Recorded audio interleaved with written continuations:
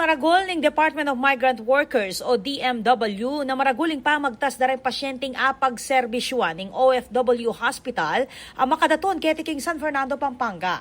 King press briefing nganing Webis, July 31, binidaya ing datos ning ospital nung lukarin akit yung 24% increase kareng kabilugang bilang na rin pasyenteng adinan medical alingap king first half ning 2025 kumpara king parehong panahon inyang 2024. Agpangking datos hanggang inyang June 30, 2025 tuklo king 53,101 ing kabilugang bilang na rin pasyente ngening banwa ibat king 42,808 inyang 2024. And since that time na dumalaw si Pangulo nung December ay yumabong, gumanda, umunlad ang serbisyo. Ang equipment, sabi nga dun sa video.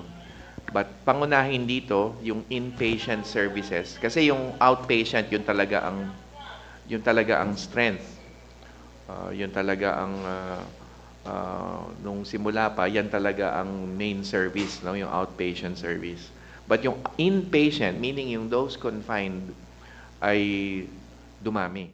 Peka maragula pa magtasketi, reng inpatient o reng admitted patient sa atsuking 119%. Katuki ing respiratory services king 128%. Surgical operations king 72%.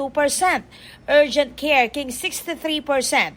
At 67% naman king OBGYN. Mitas mo naman ing outpatient services king 23,629. Ibat king 20,677 o 14%. Kabang ing laboratory services, may kapagtalang 20% increase.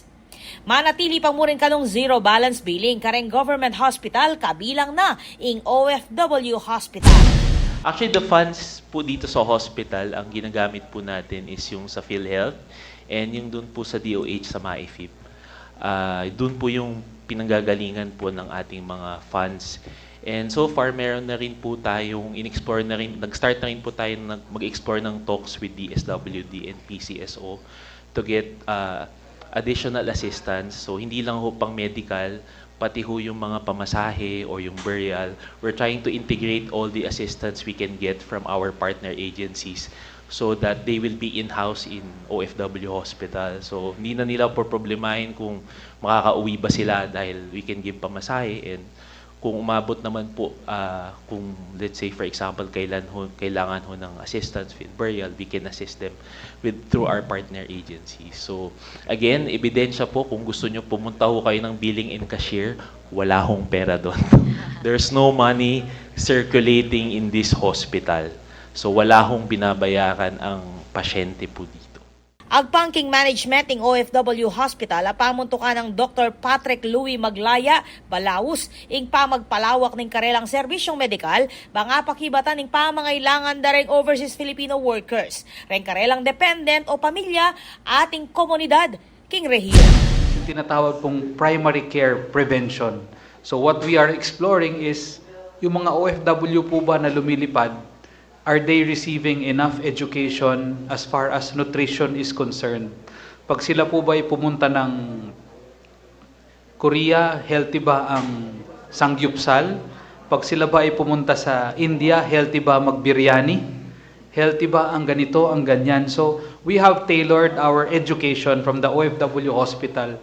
In fact, there was a briefing recently of 190 OFWs to be deployed to Korea.